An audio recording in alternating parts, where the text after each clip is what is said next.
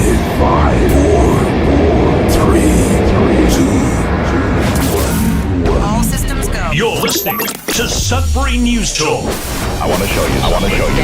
Stand by. On the morning shift. Anything Could happen. Sudbury News Talk on the morning shift.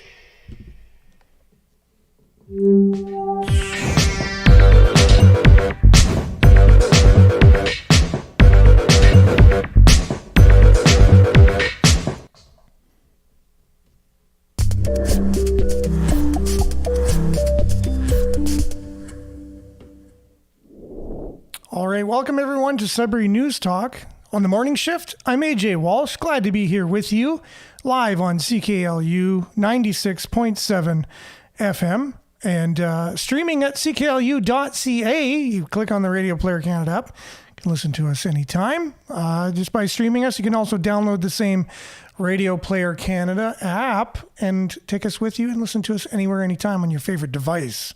Also, other great programming from CKLU, your campus and community radio station. It's been around since 1984. Started off in a little trailer at Laurentian University's campus and now is located in the old Telegraph building, all part of the new MacEwan School of Architecture under the guises of Laurentian University. All comments and anything said on this show do not necessarily reflect those of Laurentian University staff or faculty or that of CKLU administration or volunteers in any way, shape, or form. It's that of myself, the guests, and those who comment. We're also live today on YouTube. We are not live on Facebook. So I went to do the... to start up the show today, and on the device that I use, all the pages that I have accounts with on Facebook were present. You guessed it, other than Sudbury News, and so that was not there, and I'm not sure why, so I'll have to look into that. But again, just like I didn't know how prophetic I would be in making the opening of the show where it said anything can happen, and indeed that is proven to be the most prophetic statement I could have made for this show, because each and every morning something different happens and there's so many moving parts, and I could never just sit back on my laurels and la-di-da into the studio and just flick a switch and away we go. There is intense problem solving each and every morning before the show happens, and it seems like there's one that it's a pretty large one. The fact that I don't have the ability to stream on Facebook, it's a new thing that I'll have to spend a good chunk of my day today figuring out, whether it's through Facebook or through the the solution that I have to broadcast. So there's lots of stuff that goes on behind the scenes on the show. So we'll only have comments coming through on YouTube today. So thanks for joining us, everyone, on YouTube. I'm glad that you made the jaunt over. So hi, guys. Miles giving a clap here. Morning from Espanola. Can we talk about the Ontario Disability Support Program Office of Sudbury being staffed by all women except for one man? Feels like it is. Okay, yes. So that's Jesse. That's your handle on YouTube. Okay, thanks for chiming in on that. And yes, that is definitely a concern that I think maybe some males would share with you who are on disability. I think by and large, most of the people who work in any of the levels of government, Tom Davies Square, would by and large be mostly biologically female, born and put on your birth certificate that they were female by doctors at the time. And so, yes, that is something. I'm not sure if we will, today anyways, be able to have enough information on that, other than what I've just alluded to. It's been my personal observation as well. And there's some careers that women, by and large, migrate to. I know Jordan Peterson talked about that at length, that Scandinavian countries have tried to get women into male-dominated roles, careers, as far as the equity program or the equity theory suggests that maybe they just didn't have a chance. But he's proven that women, after they're given the opportunity, still go back and go into the roles that historically they've gone into. And he says, and he claims, as he is a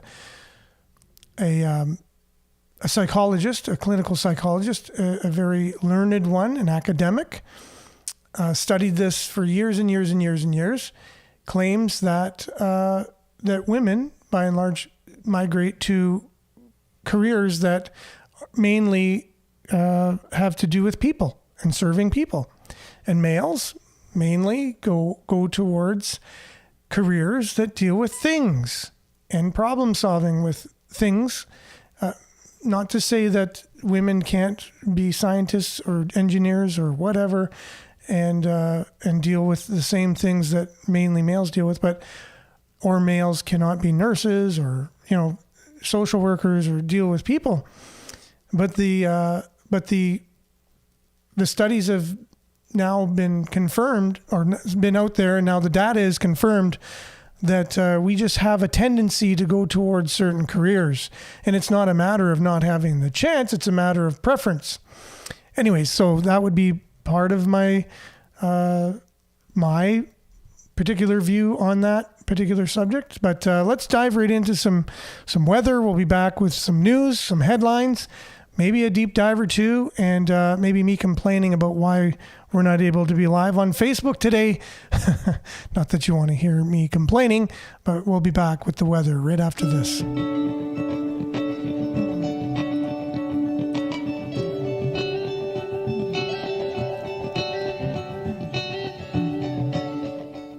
All right, in Sudbury Weather, brought to you by SudburyWeather.ca. For all things weather, visit SudburyWeather.ca. Currently, it's 12 degrees Celsius, and there is a weather statement, same weather statement as yesterday for Greater Sudbury and vicinity.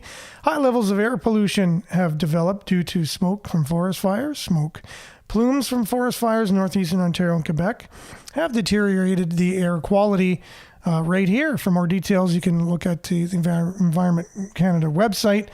The wildfire smoke can be harmful to everyone's health, including mine. If you can tell, my voice seems a little bit, hoarse, and it feels like it's very dry.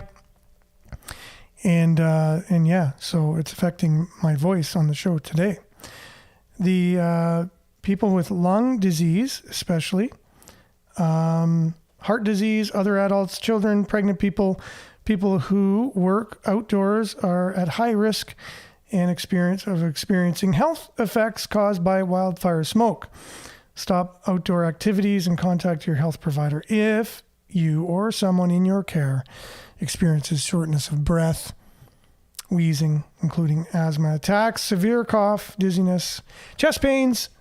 Stay inside if you are feeling unwell and experiencing symptoms. That is from Environment Canada. That's a bit of a health warning. Today we can expect cloudy, 30% chance of showers early this morning. Local smoke becoming widespread. Smoke early this morning, and you can expect 22 degrees to be your high today. The UV index 5 or moderate. Tonight, widespread smoke, low of 11.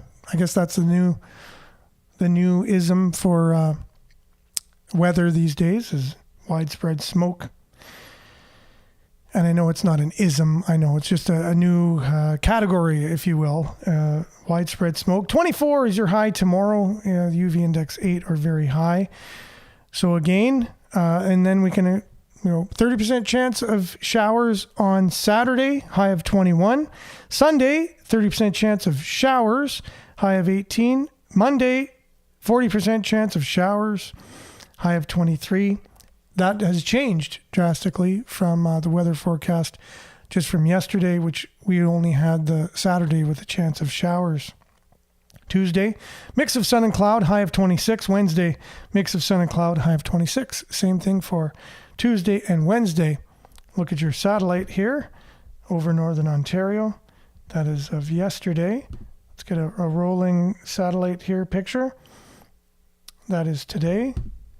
There you go. A lot of clouds over the more eastern part of Ontario. Looks like we have some clouds currently that'll be, on their way out and moving eastward. So there you have it. That is your weather. Brought to you by SudburyWeather.ca. We'll be back with news, headlines, your comments, much, much more right after this.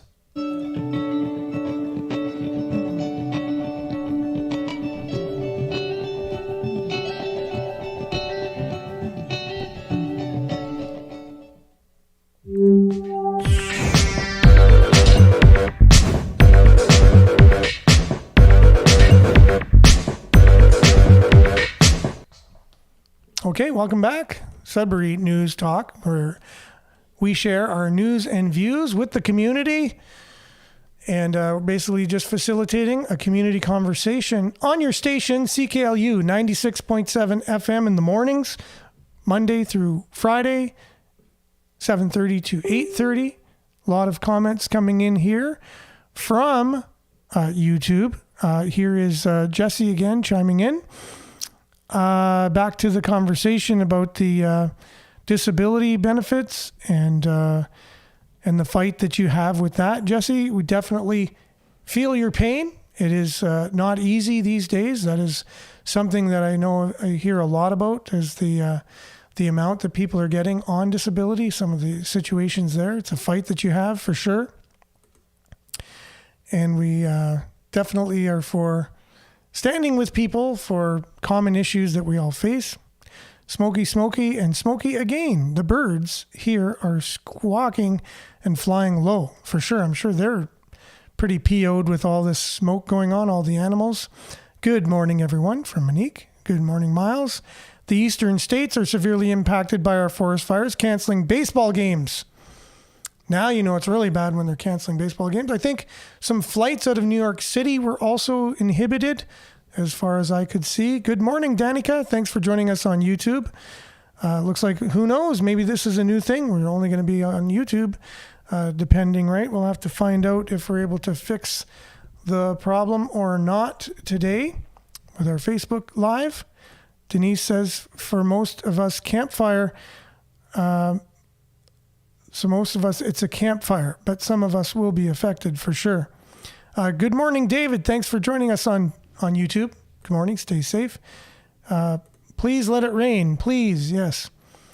Yeah. And unfortunately, I'm thinking this is the way it's going to go. My grandmother, unfortunately, 95 years old, passed away on Monday, and her services will be on on Sunday and Monday of this week. And it'll be Sunday in Sault Ste. Marie, and then Monday on Manitoulin Island. And they've asked me to conduct or do the eulogy and things like that. And unfortunately, the graveside service will be graveside. It's outdoors. And I said, what are the chances that we haven't had rain for how many days now? But on that day, we're going to have rain. What are the chances of that, right? So, although, I'm not going to complain about it, we definitely need it. But, just one of those things in life that happens sometimes. A bit of an Eeyore effect for those Winnie the Pooh fans out there who know what I'm talking about. Refectorio Outdoor Theater still set to open this summer. So that's... Sudbury.com reporting the Downtown Sudbury Outdoor Theater is still on track to open this summer in time for Shania Twain tribute shows and a staging of Romeo and Juliet, both to debut in August. It's a bit of a picture of what it's looking like at the moment. It looks kind of interesting, Not that we really need another theater in Sudbury, my own point of view, but it's an outdoor theater. Bit of a different take on theaters, I guess you can say.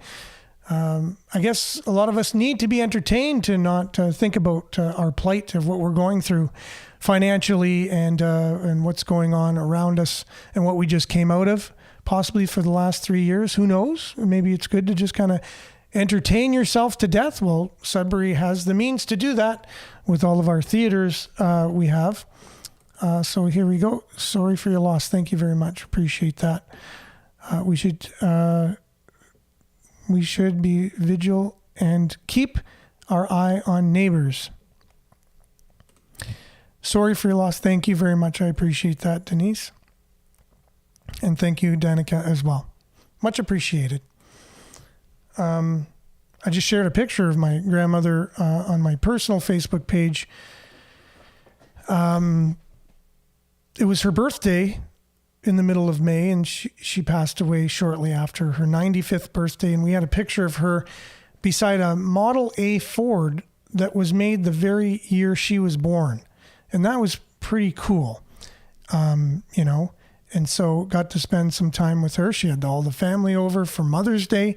And then her birthday was like the same week of Mother's Day. She had a bunch of family over there as well. So, as good as we could have asked for somebody to spend time with somebody. And, she got the news that she had cancer that she thought was in check, but she got the news that it was spreading rapidly. And within, less than 2 weeks, it had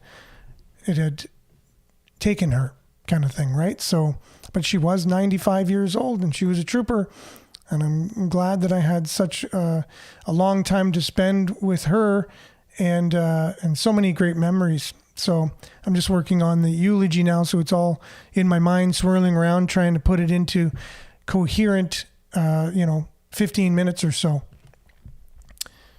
Okay, so let's see. Yes, thank you, Monique. I appreciate that. Also, yes, amazing making memories with those that we love. Remember, YouTube only allows so many words on one comment. Oh, yes. You know what? I did not know that. Thanks, Miles. So I guess you're not allowed to have a big, long, spiel. So I guess if it stops you while you're commenting, you'll know you've reached the limit. I've never commented on a live stream before on YouTube, so I wouldn't know. And if I was to comment, I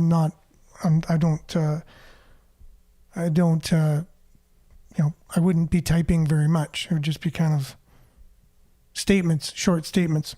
Okay, so if we're looking at getting out and having some fun this weekend, Rayside Balfour Days is returning this week. Live music, fireworks, a parade, kids' activities, and more. I think I have the story here from Sudbury.com.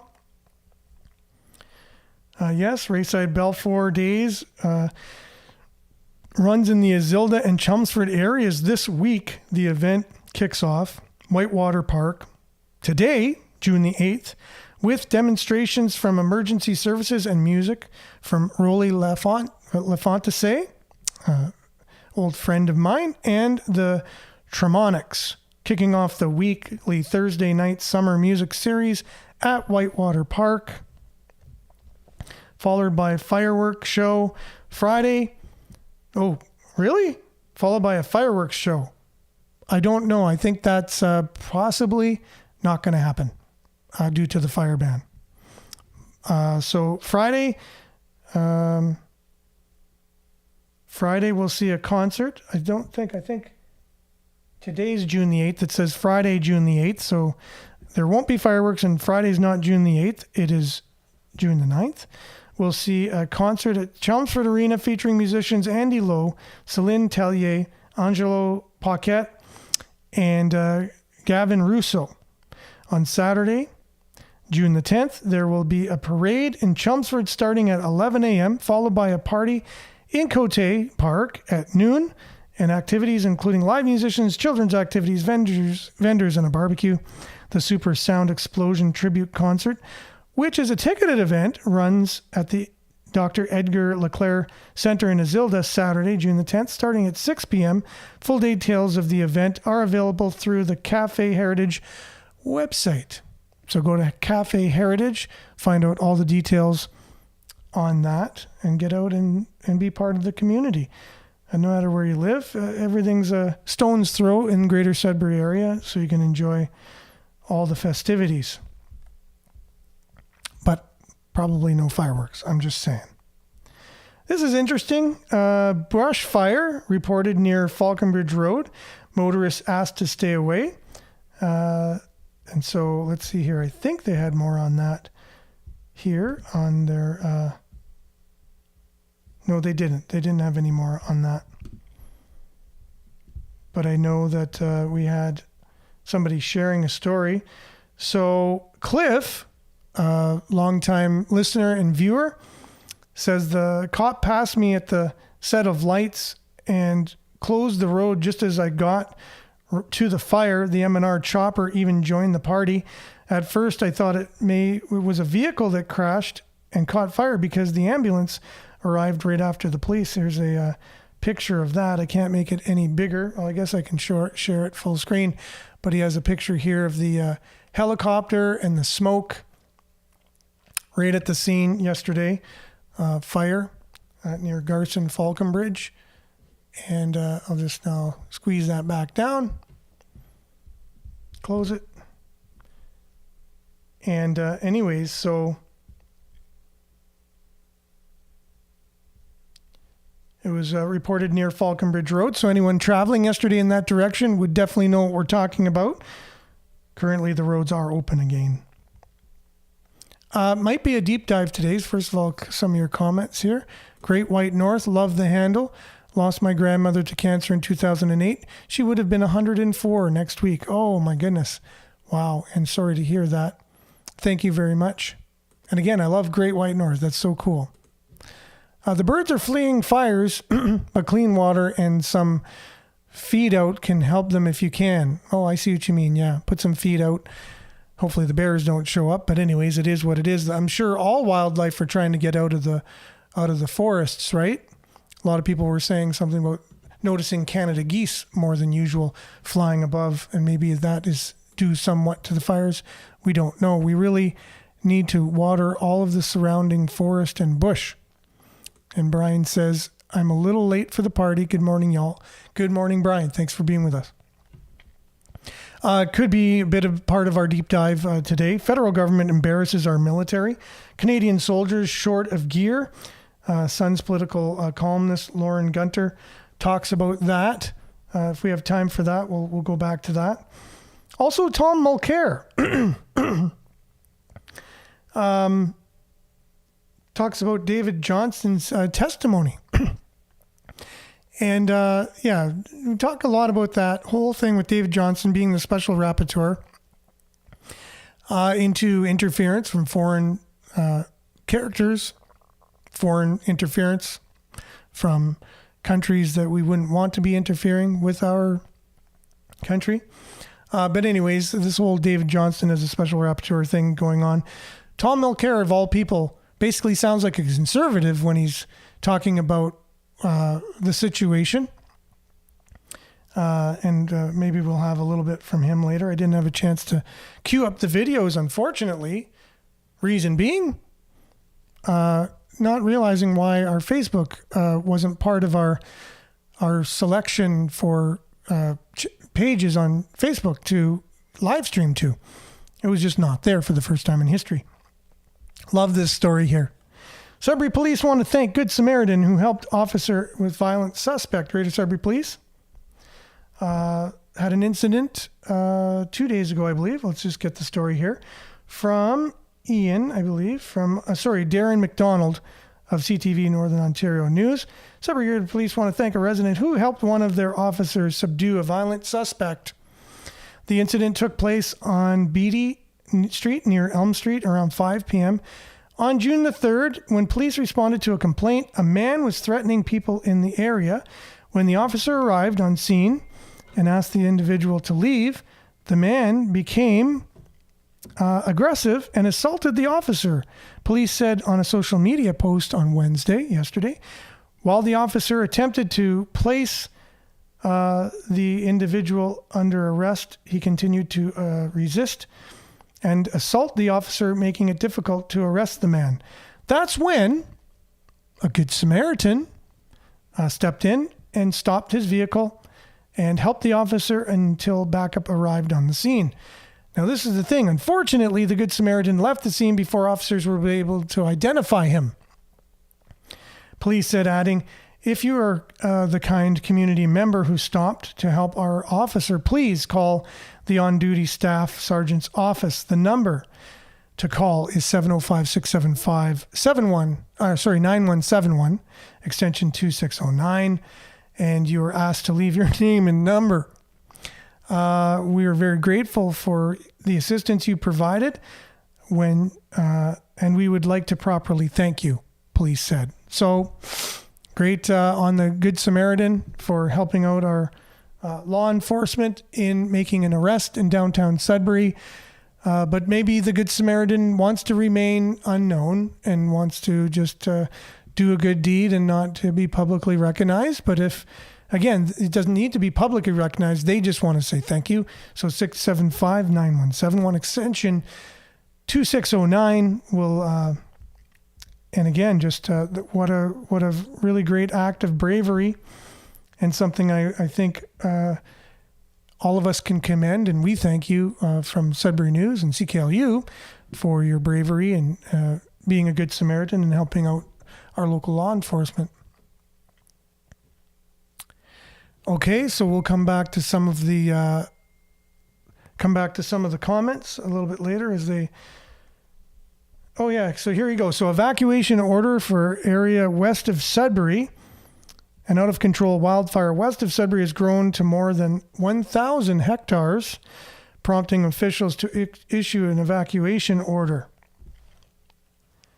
So it looks like it's a bit north of Massey, a bit northeast of Elliott Lake, and almost exactly west of us. So that's the area we're talking about there. And Monique says, what are they doing? What they're doing is nothing less than horrific, destroying people's homes and lives. Okay. Monique says, yes, take every precaution we can. This is serious. The stronger the smell, it could be, the stronger the smell is, it could be blowing towards us. Miles is saying that reported later that the Good Samaritan, they did find the Good Samaritan. Okay, perfect. This was the latest story I found anyways on the news last night. So thanks for that, Miles. Much appreciated. That's why we have this show in the way that it is, with people commenting, keeping the conversation real. So our feds have record spending on the budget with little help to our military. Yeah, that's going back to the story that it's an embarrassment, our military. And maybe we will be able to do a bit of a deep dive into that. But again, spreading wildfires prompt northeastern communities to evacuate. That's all over the news. You can't get away from it, North. The Northern Health Unit issues warnings as wildfire smoke causes poor air quality. It's from all of our news outlets. Wildfire smoke, forest fires in Northern Ontario and Quebec is creating hazy, smoky conditions, blanketing cities across Ontario. And again, how are these fires being started? Do we know the cause of each and every one of them? My inquiring mind definitely wants to know. Oh, so there's the reel that was posted yesterday from Facebook that could have even caused Facebook from stopping our live streams. Who knows? I may be shadow banned. They never communicate with me ever about anything I say on the show, even though I'm constantly asking them to let me know if I am saying certain things. That way I know to keep within community standards. When you're reporting on news, it's kind of hard to know what to say, what not to say. And so being shadow banned or being in jail, all these things, I don't know anything about it. I wish you'd just communicate with me and let me know what it is, so that way I can do my best, right? If you don't know the law, you can't keep it. A brush fire in Garson closed to the mine in the Northeastern School. Yes, thank you very much for that. We did report on that a little bit earlier. A friend of the show, Cliff, sent pictures. He was the first car in line to be stopped with that fire earlier today.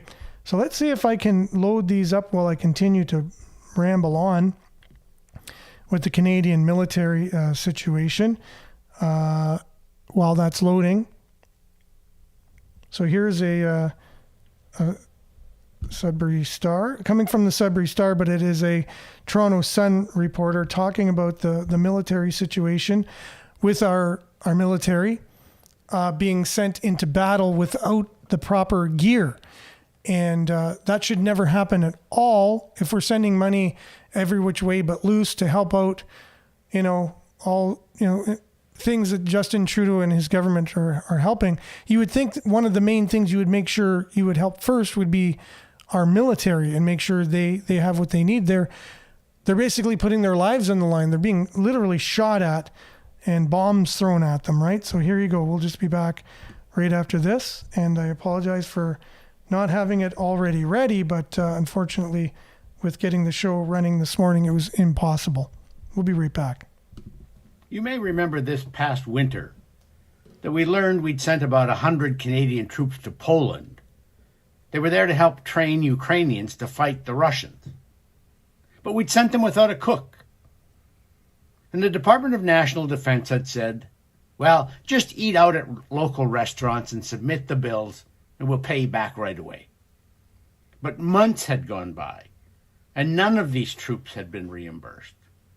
And so they were asking their family and friends at home to send them money because they'd maxed out their credit cards. Well, that was bad enough.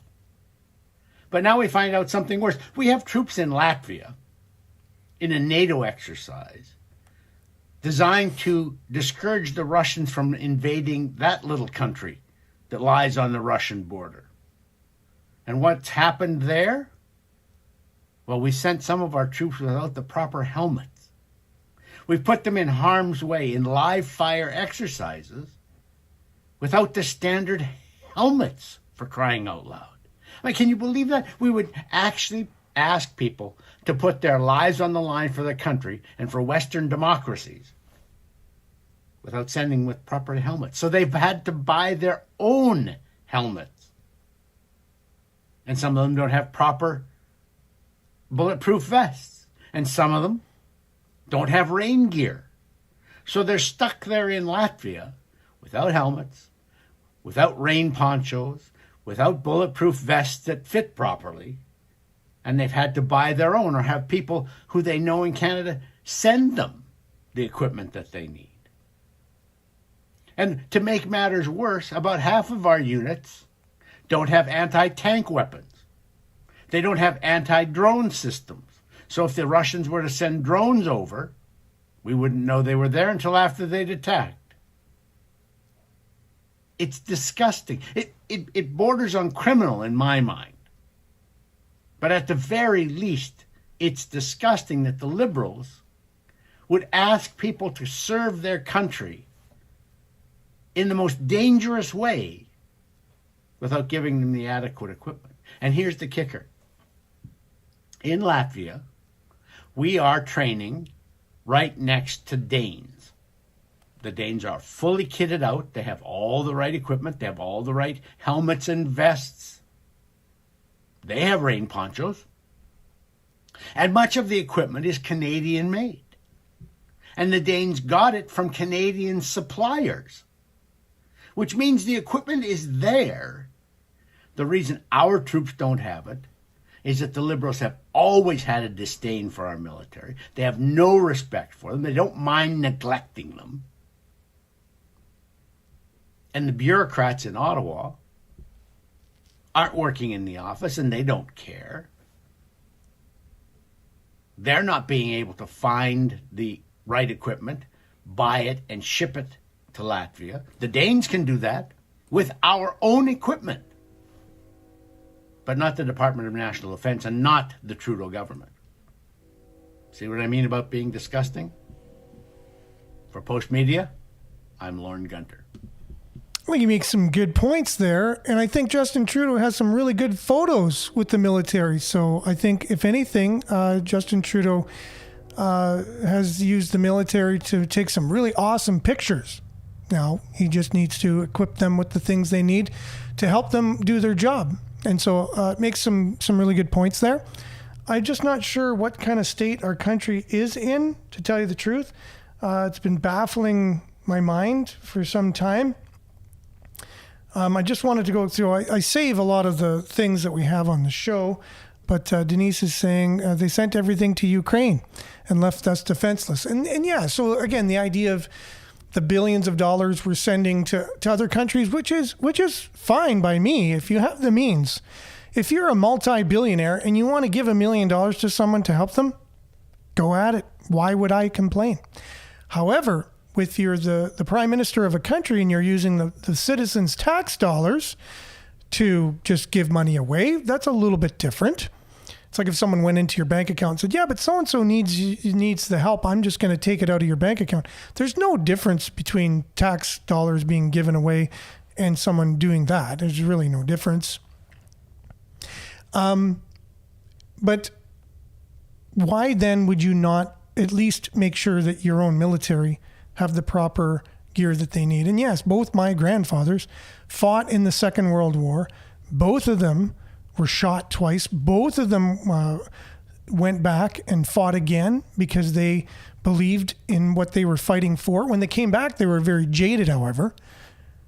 Very jaded on how the government treated them afterwards. My one grandfather, I know for sure, was being cheated out of his pension. They tried everything they could to not give him his pension. So that, go figure on that one. I have no idea. But anyways, so I guess this is a long-standing thing of how veterans have been treated, but now are very, military in service, in action at the moment. This isn't after they're done. This isn't veterans after they're served being treated a certain way. This is while they're serving. Very unacceptable. I quiver as I listen to the commentary on the way we treat our military personnel. That's from Brian, who would know, being a veteran. Jesse, it's going to be much worse than that because we give away old stock. This is just proof that there is no stock available. Interesting. The people are the country, and we had better look long and hard into the mirror. Definitely. You got that right, Denise. Okay, cool. So yeah, if you're responding to other people's comments, again, on my switching device, it just kind of all comes in as one-off. So I'm wondering what the heck is going on with our country. So here I go. I'm just looking at some of the headlines over the past little bit. And, the fires are one thing. And we had a gentleman on yesterday talking about he is a retired firefighter. He did say that he could put a team together and go help combat the fires in Nova Scotia, and was basically told thanks but no thanks. But yet on the news they're saying we're doing everything we can and these fires are out of control and people are losing their homes and businesses and being evacuated and all this horror and mayhem from the fires.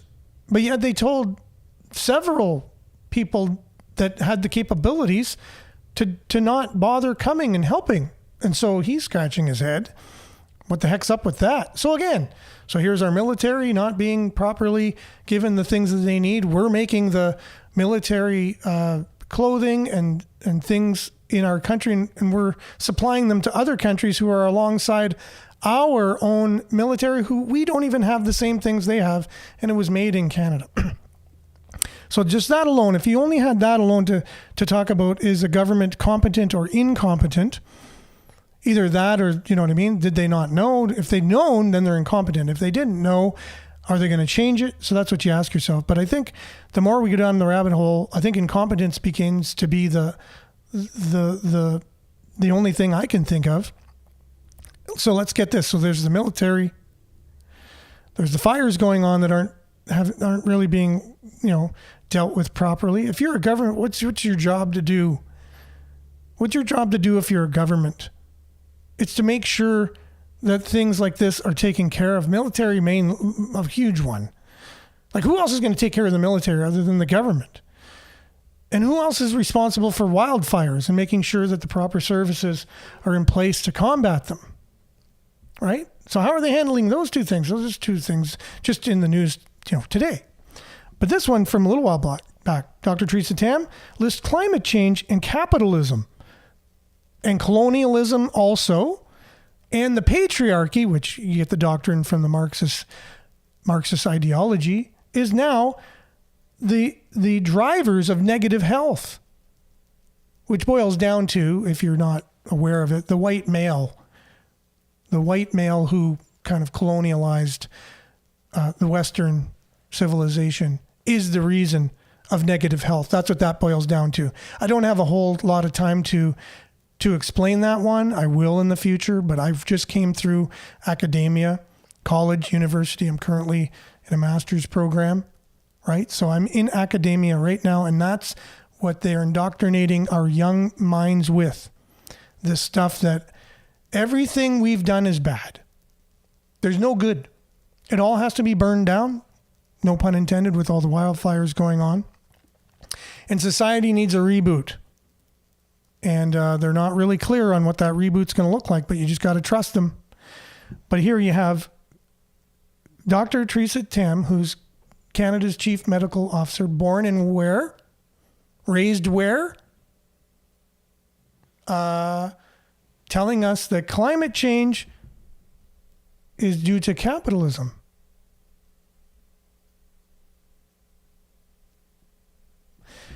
Climate change and capitalism. Well, this isn't what this article is saying. She's not saying climate change is due to capitalism, but she said that in other ways. But they're saying that climate change and capitalism are drivers of negative health. And you read more into that, like, I'm just scratching my head again. This is what's going on in our government. These are the people making decisions. They're giving away, now the government is not doing this, but the government is legalizing harsher drugs now that marijuana has been legalized. In BC, they're using it as a test market to legalize harder drugs. Cocaine, crack cocaine, heroin. Legalize them, where you can go and buy them, just like we do weed now here in Ontario. And you have a group from Ontario doing a school presentation over there, giving away safer snorting kits. They give you the straw, they give you the little thing to separate the cocaine on the little card looking thing. And they teach you how to do it, and they give you suggestions and things. Okay? So that's interesting. And then here you got, what's this other one? Liberal gun control legislation passes House of Commons. So now there's gun control. So now they're tightening down. They're saying they're taking away guns off the streets, but they're taking them away from hunters and farmers and people in rural areas. They're banning all their guns. Okay, making it also illegal for handguns in Canada, which are the main used weapon of choice for a lot of the crime that we have in Canada. But if you're already getting an illegal firearm anyways, it doesn't matter what you're banning. They're going to get it illegally anyways. And I don't know how many times we have to say that, but the government just keeps going ahead with this whole narrative that guns are bad, got to take them out of everyone's hands in order to help the crime, the violent crime with guns kind of deal, right? But how's a farmer in Saskatchewan, when his gun is taken away, going to affect the street violence in downtown Toronto? You make that connection. You tell me how that connects in any way, shape, or form. So there you have that, and then a couple videos going along the same lines of what's going on here. Maybe we'll start with this one. I haven't had a chance really to talk about this. This is a bill that was just passed recently that we haven't really heard about. So let's just check in with that and a couple others. This is Dan Dix here reporting for Press for Truth, and there's something I wanted to bring to your attention today, folks, because I feel it's largely going pretty much under the radar, and that is the fact that the Canadian government has just passed into law the very controversial Bill C-4. So what is that? Well, as we see here, it is an act to amend the criminal code to criminalize conversion therapy. And if we scroll down here, we'll see how do they define conversion therapy. Well, we see here, conversion therapy is defined as a means, a practice, or a treatment or service designed to change a person's sexual orientation to heterosexual, change a person's gender identity to cisgender, change a person's gender expression so that it conforms to the sex assigned to them at birth, for example. And as we see here, anyone who knowingly causes this to happen can be found guilty of an indictable offense and liable to imprisonment for a term of up to possibly 5 years, folks. But get this, for greater certainty, this definition does not include a practice, treatment, or service that relates to the exploration or development of an integrated personal identity, such as a practice, treatment, or service that relates to a person's gender transition, and that is not based on an assumption that a particular sexual orientation, gender identity, or gender expression is to be preferred over another. So if your school teacher wants to suggest the idea of transitioning to your young child without your knowledge, that's okay. But if you engage in any of these activities, you can be found liable to go to prison for up to 5 years. And joining me on the line right now to help us make some sense of this and explain the broader implications of this. Okay, I'm just going to leave that there for now because there's just, again, I just got to squeeze in so much here just to give you a lowdown, a rundown on all the strange things that are going on in Canada. And this is just scratching the surface. Let's see here. I think this is, right here. North of the border, to our good dictator up there, Justin Trudeau. Justin Trudeau's government is doing it again, clamping down on personal freedoms, and now they are fast-tracking their big censorship bill. So here's how the CBC News put it. They put it this, and they said that Liberals attempt to rush through Canada's draconian online streaming bill that hurts indie voices. Now, this is Reclaim the Net that published this. Independent creators will be suppressed in order to boost mainstream broadcasters. Now, if you don't think that this will seriously curtail free speech, you're dead wrong. Here's how the CBC puts it in their headline. Take a look at this. Your free speech is at risk with Ottawa's push to regulate online content, experts warn. So let's go deeper on this. Now, Professor Michael Geist is one of the better critical thinkers on this subject. He's a lawyer in Canada. He just wrote a great piece on his blog. Here's Professor Michael Geist. Let me pull this up here. Oh, yeah, there it is. And what he says is, so let's kind of go through this. So basically, they're rushing through this censorship bill, and they had a vote on it. I watched some of the debate yesterday in the committee, and it was really stunning, because what they did was with roughly 170 amendments proposed by 5 parties, there was only time for a fraction of the amendments to be reviewed. Instead, once the government-imposed deadline arrived at 9 p.m., the committee moved to voting on the remaining proposed amendments without any debate, discussion, questions for department officials, or public disclosure of what was even being voted on. Does that sound a lot like the United States? When we try to we rush stuff through so no one can read it, no one sees what's in it. There's no debate on it at all. 6,000 page. So there you go. So again, it's lots to talk about here. I was just trying to ram in some of the things that I was not able to get to the other day, and I thought I was not going to be able to get to today. And there's still more, by the way. There's what they're doing, by and large, is just dismantling our country. Piece by piece by piece by piece is what you're seeing. If I can connect all the dots, and if I had extra time, if I didn't have a full-time job, and if I wasn't so busy with other things, and all I had to do was this, I would basically piece it all together, how all these laws that they're making and whatever is dismantling the country that you've known for so long and then just tearing it all down, and what they're making in place of it while they're censoring media. Why are they censoring media while they're dismantling the country? So that way they can do it with you knowing less of it while it's going on, right?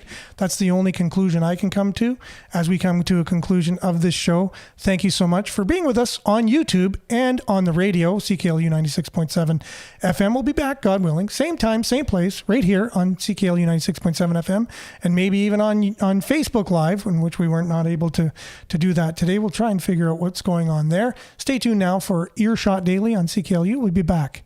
Same time, same place tomorrow. Make sure to share and take care. All right. Ciao, everyone.